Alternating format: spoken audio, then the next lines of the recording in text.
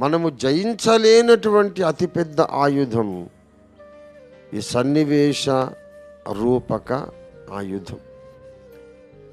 ఆఖరికి నీవే ఆయుధాన్ని బలపరుస్తుంటావు. నువ్వు అందులో భాగం కాబట్టి నీవే ఆ సిచ్యువేషన్ని బలపరుస్తుంటావు.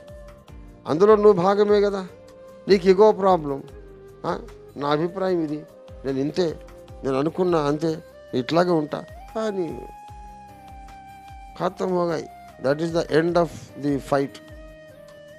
You have lost the battle.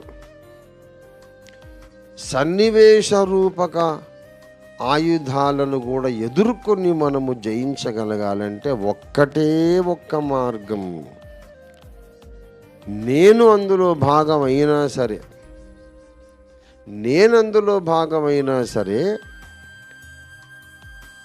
నేను నా అహాన్ని కూడా చంపేసి నా అహమును చంపుకోవడం ద్వారా ఆ ఆయుధాన్ని విరగ్గొట్టేస్తాను అని నువ్వు తీర్మానించుకోవాలి. అంటే టూకీగా చెబుతున్న, అహము చచ్చిన వాడు మాత్రమే ఈ సిచ్యువేషనల్ వెపన్స్ని జయించగలుగుతాడు.